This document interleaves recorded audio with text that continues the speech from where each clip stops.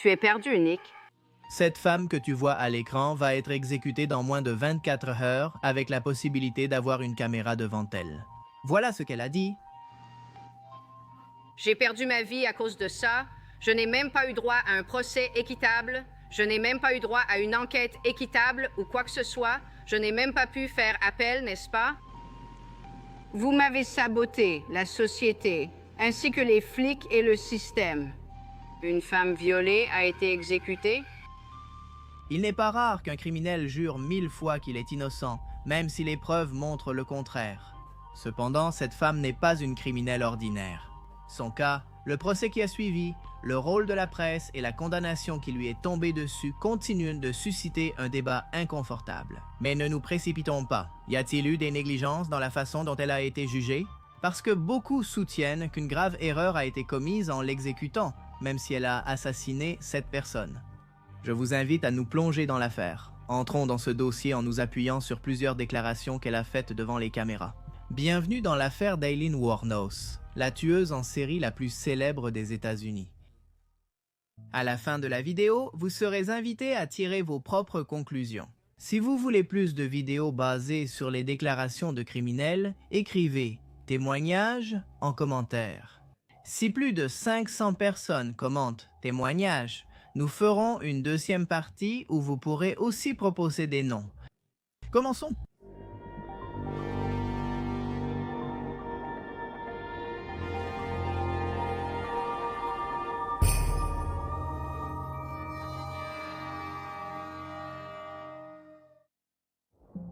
Aileen Carol Pittman est née le 29 février 1956 à Rochester, Michigan. C'était une année bissextile et le destin semblait la marquer comme quelqu'un en dehors du calendrier, en dehors des marges. Sa mère, Diane Wuornos, avait 15 ans. Son père, Leo Dale Pittman, était en prison pour avoir abusé d'une mineure et souffrait de graves troubles psychiatriques. En fait, il finirait par se suicider en 1969 alors qu'il était encore derrière les barreaux. Lorsque Aileen avait à peine 4 ans, sa mère les a abandonnés, elle et son frère Keith, les laissant aux soins de leurs grands-parents maternels, Laurie et Britta Wuornos à Troy, Michigan. Mais cette maison n'était pas un refuge confortable. Les rapports et témoignages d'Aileen évoquent un climat de violence, d'alcoolisme et d'abus. Son grand-père, un homme extrêmement sévère, la frappait et l'humiliait fréquemment. Aileen dira plus tard qu'à 11 ans, elle échangeait déjà des faveurs sexuelles contre des cigarettes ou de la nourriture avec des garçons du quartier. Personne n'est intervenu ni n'a rien remarqué d'inhabituel. Les adultes qui l'entouraient ont choisi d'avoir pitié d'elle ou de la mépriser très tôt, l'accusant d'être précoce ou une mauvaise influence. À 14 ans, la jeune fille est tombée enceinte, affirmant avoir été abusée par un ami de son grand-père, sans être crue. Envoyée dans une maison pour mères adolescentes, elle y a accouché et son bébé a été adopté. Peu après, sa grand-mère est morte à cause de l'alcool et son grand-père l'a expulsée. À 15 ans, Aileen vivait seule dans la forêt, dormant dans une tente de fortune, vendant son corps pour survivre et se nourrissant de ce qu'elle trouvait. Sa vie était un enfer et c'est ainsi qu'elle le raconterait plus tard. Puzzles. Comment était-ce de vivre dans des voitures ou chez d'autres personnes?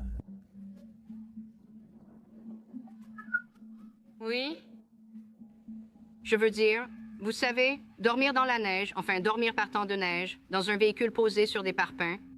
Chez Richie, dormir sans couverture noire. Je crois que j'avais une couverture et un oreiller. Il fait un froid glacial dehors. C'est là que je me suis dit, bon, il faut que j'y aille. Il faut que je parte en Floride ou quelque chose comme ça maintenant. C'est là que commence l'histoire d'une femme qui n'a jamais connu la compassion et qui, plus tard, rendrait au monde toute la cruauté qu'elle avait reçue. Pour accorder des notes pessimistes, Alas Teatro Uoshu Hermano est pour. Les années suivantes, Aileen parcourut le Michigan puis d'autres États du Midwest. Elle survivait en dormant dans des voitures abandonnées, volant de la nourriture, buvant dans des bars jusqu'à l'expulsion et se prostituait pour financer ses vices. En 1974, elle a été arrêtée pour conduite en état d'ivresse et usage d'armes à feu depuis un véhicule. C'était le premier enregistrement officiel de ce qui allait devenir une longue liste de précédents judiciaires. En 1976, elle a épousé Louis Gratzfeld, un homme d'affaires de 69 ans, membre d'une famille riche de Floride. L'homme fut captivé par sa jeunesse et son caractère implacable. Il la voyait comme une jeune femme audacieuse et pleine de conviction, mais le mariage ne dura que 9 semaines. Un jour, elle en eut assez qu'il contrôle ses sorties et elle lui a donné une raclée. Il l'a accusée d'agression et a obtenu l'annulation du mariage. Aileen ne s'est pas lamentée de cette perte, elle ne s'est pas beaucoup apitoyée non plus. Cette année-là, à la mort de son frère d'un cancer, elle a encaissé une petite assurance vie qu'elle a vite dépensée. À partir de là, son avenir s'est enfoncé de plus en plus. Elle a été arrêtée pour vol, pour fraude, pour trouble à l'ordre public et a passé de courtes périodes en prison. Elle était sans domicile, dormant dans des motels, sur des bancs ou dans des stations-service le long des routes. Elle ne voyait rien d'encourageant pour l'avenir. Jusqu'en 1986, lorsqu'elle fit la connaissance de Tyria Moore, une femme qui travaillait comme femme de ménage dans un hôtel. C'était la rencontre la plus marquante de sa vie. Elle a dit être tombée amoureuse pour la première fois, après des années à se sentir méprisée et utilisée. Voyait-elle en quelqu'un un être sur qui déverser un peu d'affection? Oui, on dit que l'amour est capable de faire dérailler l'histoire la plus désespérée, mais dans ce cas, ce serait l'exception. Et en fait, les choses ne se termineraient pas bien non plus de ce point de vue-là. La trahison referait surface, comme Aileen le préciserait dans une autre interview. Lee, on dirait que tout le monde t'a trahi. C'est vrai, j'ai été trahi. C'est pour ça que ça m'est égal d'être exécuté et de quitter cette planète. L'amour?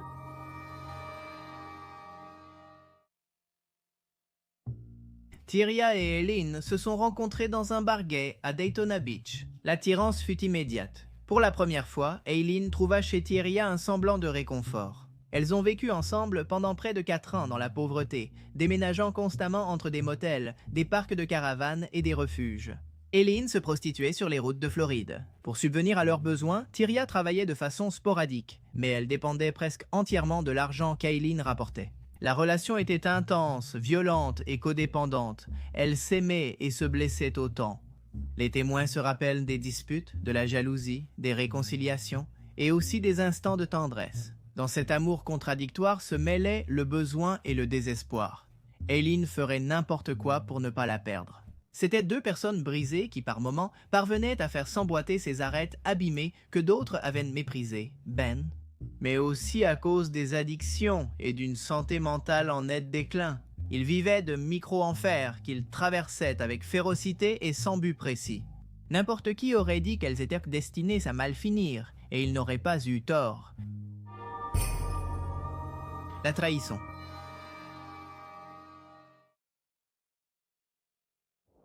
De décembre 1989 à novembre 1990, 7 hommes ont été retrouvés morts le long des routes en Floride. Tous avaient été abattus par balles. Ils avaient tous été vus pour la dernière fois avec une femme blonde au visage durci qui voyageait avec eux dans leur voiture. Cette femme, comme vous l'imaginez, était Aileen. Elle a volé les voitures et bien des victimes. Parfois, elle a vendu ses objets dans des magasins de prêt sur gage, ce qui l'a condamnée. La police a arrêté Aileen dans un bar de motards nommé The Last Resort. Tyria était la clé. Vue avec Aileen, les détectives savaient qu'elle seule aurait sa confiance. Tyria a été conduite à l'hôtel et convaincue de coopérer.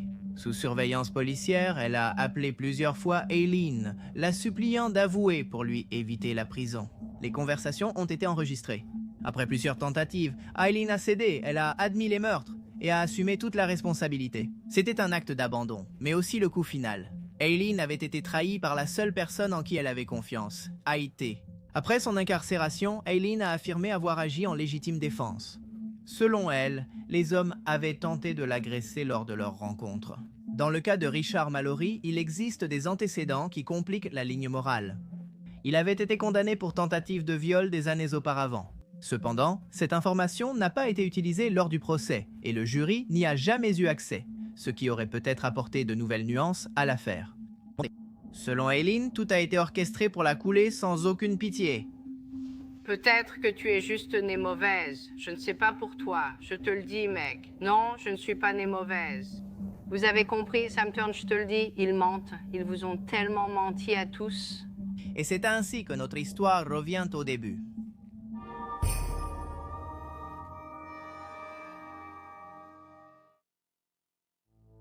Depuis le début, le procès, en janvier 1992, fut plus qu'une procédure légale. C'était un rituel médiatique, une représentation publique de la punition. Le parquet l'a décrite comme une prédatrice, une femme qui attirait ses victimes avec des promesses sexuelles pour ensuite les tuer et les voler. La défense, en revanche, a tenté de construire l'image d'une survivante de violence qui tirait par peur et par désespoir, mais le contexte la condamnait. Elle n'était pas seulement une meurtrière avouée dans un pays habitué aux hommes assassinés. Qu'une femme commette des crimes violents avec une arme a bouleversé l'imaginaire collectif et suscité une fascination difficile à décrire. De plus, le procès de Wuornos a marqué l'un des premiers grands cas criminels couverts en temps réel par les médias américains. Chaque mot qu'elle prononçait, chaque geste était disséqué par la presse à sensation. Aileen, sans le vouloir, est devenue un personnage. Les journaux télévisés ne mentionnaient pas de traumatisme psychique ou de contagion sociale, mais parlaient d'une prostituée meurtrière animée par la haine des hommes. Son histoire a été simplifiée, transformée en un spectacle moral sur ce qui arrive lorsqu'une femme s'écarte du rôle social attendu. Le documentariste Nick Brunfield a enregistré ce processus dans Aileen, la vente d'une tueuse en série, en 1992. Il y montrait comment des avocats, des policiers et même des religieux cherchaient à tirer profit de son histoire avant l'exécution. Ah, je disais qu'elle a été présentée au public comme un produit médiatique, pas comme une personne complexe. Lors du procès pour le meurtre de Richard Mallory, le parquet a présenté un schéma de comportement qui incluait les 6 autres affaires. Un mouvement procédural controversé a influencé la décision du jury. Aileen a témoigné pour sa défense. Son discours était erratique mais féroce. Elle a répété que les hommes avec qui elle avait affaire étaient des brutes, des êtres violents et désagréables qui allaient toujours trop loin. Personne ne s'en est inquiété. Le 27 janvier 1992, elle a été condamnée à mort. C'est ainsi qu'elle a reçu sa sentence. Je vous ai condamné dans l'affaire 91 463 à condamner à mort pour le meurtre de Troy Burris, affaire 91 304 à... Je vous ai condamné à mort pour le meurtre de Charles Humphreys, affaire 91 112, comté de Citrus. Je vous ai condamné à mort pour le meurtre de David Spears. Merci, et probablement, je serai au paradis tandis que vous serez en enfer. Ils vont être pris en charge par toi.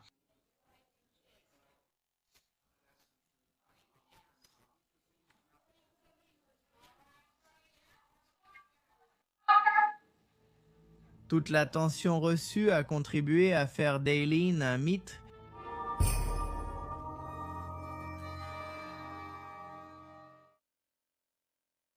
Aileen a été exécutée par injection létale le 9 octobre 2002 après avoir arrêté de faire appel depuis longtemps. Son histoire ne s'est pas arrêtée sur ce brancard, elle a au contraire entamé une seconde vie dans la culture populaire. En 2003, Patty Jenkins a adapté son histoire au cinéma dans Monster avec Charlize Theron. Le film a changé le ton du récit connu jusqu'alors. Aileen n'était plus seulement une tueuse, mais une femme brisée par la pauvreté, la violence, la négligence. Et Theron a remporté l'Oscar de la meilleure actrice, et le film est devenu un symbole de ce cinéma, qui vise à offrir une vision plus globale sur des problématiques autrefois résolues, avec des prismes aujourd'hui discutables. Cette représentation a humanisé Wuornos, suscitant le débat « monstre ou victime de son époque ». La justice l'a-t-elle condamnée pour ses actes ou parce qu'elle ne correspondait pas au modèle de la femme idéale? Pourquoi n'a-t-on jamais abordé la question de sa santé mentale alors que ses accès de paranoïa étaient évidents, comme le montre ce qui suit? Et ils utilisaient une pression sonore sur ma tête depuis 1997. Et chaque fois que j'essayais d'écrire quelque chose, et je pense qu'ils avaient une sorte d'œil dans la cellule, mais je n'en suis pas sûre. Mais chaque fois que je commençais à écrire, ça augmentait. Donc, je pense qu'ils avaient probablement trafiqué la télé ou le miroir. Quelque chose était trafiqué. Ils ont installé une grande antenne satellite dans le complexe qui aurait pu être reliée à la télévision, au miroir ou à autre chose. Quand l'électricien a installé le miroir, l'arrière ressemblait à un ordinateur avant qu'il le colle au mur. Le mythe a grandi. Dans des séries comme American Horror Story, Hotel, Wuornos est représenté comme un esprit vengeur, coincé entre rédemption et punition. Son image est apparue dans des chansons, des documentaires, des essais féministes et des œuvres d'art, dans la culture pop. Elle est devenue une anti-héroïne tragique, une femme qui incarnait la rage accumulée de millions de femmes réduites au silence, même si sa réponse était inacceptable. C'est pour cela que, plus de 3 décennies plus tard, elle continue de nous fasciner avec sa silhouette. Aileen ne rentre pas dans les catégories classiques. Elle n'était ni psychopathe calculatrice ni tueuse par plaisir, mais une survivante marquée par le traumatisme, ayant connu la violence avant l'empathie. Son histoire nous confronte à des questions dérangeantes. Quelle responsabilité la société porte-t-elle dans la création de ces monstres? Dans quelle mesure la douleur peut-elle justifier la destruction? Et si l'une de ces accusations était vraie? Voyons ce qu'il a répété jusqu'à l'épuisement sur l'action de la police. Que reste-t-il à dire sur les flics? Que veux-tu dire de plus sur les flics? Beaucoup de choses. Tu savais qu'il me surveillait avant que je tue? Et puis je l'ai su. Ah, tu savais que des hélicoptères descendaient du ciel et que ça a été étouffé? Adjointe du shérif avec des leurs qui venaient de me chercher 4 ou 5 mois avant mon arrestation, ça a été étouffé. Mais néanmoins, Personne ne m'a jamais posé ces questions. Oh, si les flics me suivent ou pas. Aileen, disons que les flics te suivaient, disons qu'ils te suivaient et qu'ils ont fait tout ce que tu dis qu'ils ont fait. Néanmoins, tu as tué 7 hommes. oui, bien sûr. Qu'est-ce qui t'a poussé à tuer ces 7 personnes, ça? Je te répète que les flics m'ont laissé tuer. Nick, tu ne comprends pas? Oui, la femme est convaincue qu'on l'a laissé faire. Elle affirme que les autorités, bien qu'elles savaient qu'elle tuait, ne l'ont pas enfermée. Peut-être pour s'amuser, peut-être pour voir jusqu'où elle irait, peut-être, comme elle le soutient, pour qu'elle débarrasse la société de ces hommes violents que la police, autrement, ne pouvait pas attraper, car Aileen fut à la fois le produit et la réponse du monde qui l'a rejetée, et c'est là que réside son attrait. Nous regardons Wuornos non seulement pour ses actes, mais aussi parce qu'elle incarne les limites de la souffrance humaine. Le cas d'Aileen nous obsède toujours, car il révèle une vérité universelle au-delà de l'horreur. Lorsque l'amour, la dignité et la protection sont systématiquement refusés, il ne reste que le vide. Et dans ce vide, la violence trouve l'espace pour s'épanouir. La tragédie d'Aileen reste le signe de l'échec d'une société qui l'a jugée trop tard. Dans la mémoire culturelle, ce n'est pas seulement un nom, c'est un rappel troublant de ce qui peut arriver lorsque quelqu'un apprend à survivre sans espoir.